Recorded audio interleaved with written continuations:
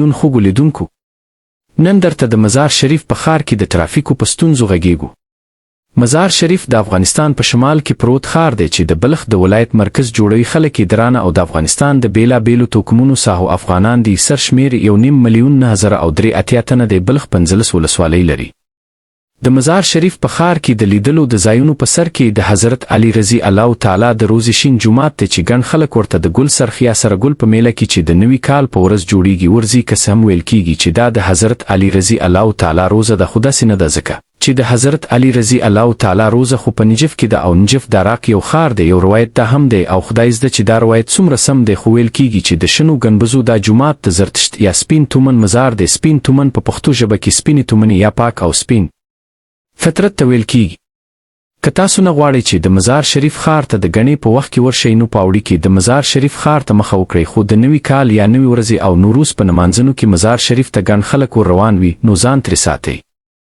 د مزار شریف د ښار موټرې د افغانستان د نورو ښارونو غوندې د ترافیکي قوانینو او پلو خلکو ډیر خیال نه ساتي او دا ښه خبره نه ده ښایي، خو دا چې په ټول هیواد کې د موټرو چلوونکي موټرې تیزي ونه ځغلوي پلو او په خپلو پښو تلونکو کسانو ته په تیره بیا کاغوي تور سرې او ښځې وي ډیر پام وکړي، لاره ورکړي، ځای بې ځایه هارنونه ونه وهي، د نورو موټرو سره د تیز او چټک تګ سیالي ونه کړي او هله د موټر چلولو ته کښیني. کله چې نه یوازې دا چې د موټر د چلولو د ازموینې نه په بری وتلی وي، بلکې د موټر د چلولو د کوم ښه او تکړه ښوونکي سره یې زده کړه هم کړې وي او بیا یې پخپله د موټرو د چلولو ازموینه ورکړې وي. داسې نه وي چې یا یې د ډریورۍ لایسنس په بډو اخیستی وي او یا بل څوک د په ځای د موټر وانه ازموینې ته ناست وي. بله دا ده چې هیڅکله بهانه په کومه نشه کې وي موټر ته کښیني، نه به یې د چرسو شنه پټه څښلې وي او نه به یې خدای مهکړه په شرابو خوله لړلې وي او بیا به موټر ته کښیني او سورلی یا د کور خلک به بیایي.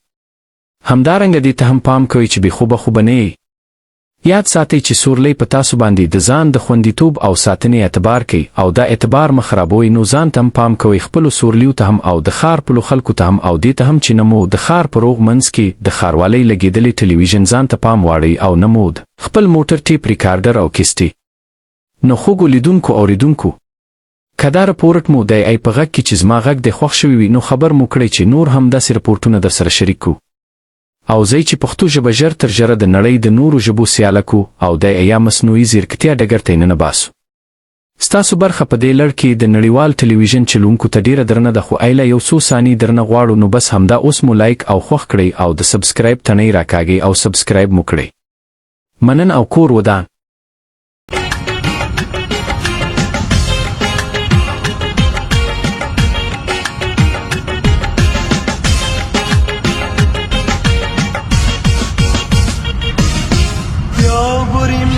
باستان دارم صدرمان، دارم صدرمان، زیارت شاه مردان، آن شیر یزدان، آن شیر یزدان. یا علی مشکل کشا، یا علی مشکل آسان، قدر وارد بیایم بدی چشمان گریان.